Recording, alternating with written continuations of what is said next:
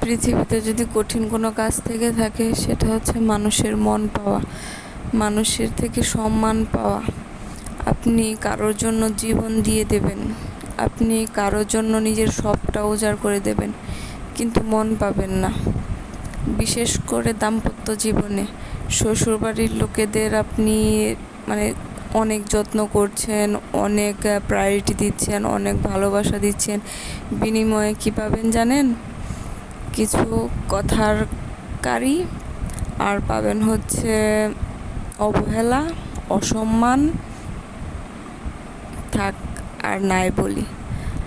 আসলে আমরা যারা বিবাহিত আছি সকলের ক্ষেত্রে হয়তো না, কিছু কিছু ক্ষেত্রে অনেক ভালো আমি দেখেছি, অনেক ভালোবাসা দেয়, অনেক যত্ন করে, কিন্তু কিছু অন্যান্য ক্ষেত্রে আমার চোখের দেখা কোনো মানুষই শ্বশুরবাড়ি টিকতে পারে না। কেন টিকতে পারে না?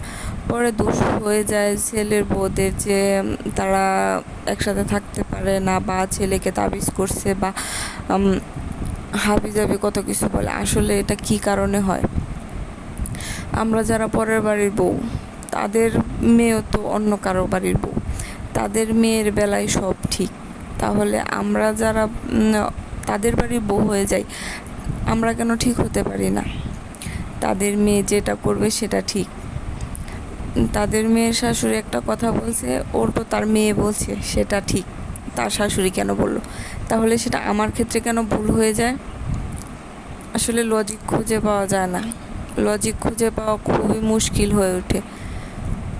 আর যার জন্য আপনি যুদ্ধ করবেন, যার জন্য আপনি সব সহ্য করবেন, সে মানুষটা যদি উল্টো হয়ে থাকে, তাহলে তো আর কথাই নেই। আপনি জাহান্নাম, নরক সব দেখে আসবেন ওই আপনার সাথের ওই মানুষটা যদি বিপরীত হয়ে যায়। আসলে কোনো ছেলের কাছে এই ফ্যামিলির থেকে আপন কেউই হয় না, কেউই না। সেটা আমাকে আমি এই পরিস্থিতিতে না পড়লে হয়তো আসলে বিশ্বাস করতাম না। আমি হয়তো ভাবতাম যে না, বিয়ের পরে একটা মেয়ের কাছে তার স্বামী সব কিছু, এবং মা বাবা বোন তাদের জায়গা থেকে ঠিক আছে, কিন্তু তারা যদি সে বউয়ের জায়গাটা নিতে চায়, যে না ছেলে বিয়ে করাইছি তো কি হয়েছে, আমার ছেলে আমারই আছে, আমার ভাই আমারই আছে, সেটা তো ভুল, তাই না? সেটা তো অন্যায়। আমরা যাই হচ্ছে তাদের ভরসায়, একটা ছেলের ভরসায় আমরা শ্বশুরবাড়ি যাই, তখন ওই ছেলেটাই যদি আমার বিরুদ্ধে চলে যায়, তাহলে সেটা তো আসলে নরক ছাড়া আর কিছু না।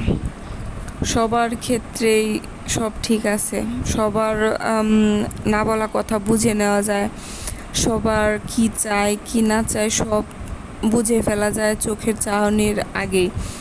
তো ঘরের বউয়েরটা কেন বোঝা যায় না, সেই লজিকটাও আমি এখন পর্যন্ত খুঁজে পাইলাম না। তো এই লজিক খুঁজতে খুঁজতে আজকে 10টা বছর পার করে দিলাম, তারপরেও কোনো লজিক খুঁজে পাই না।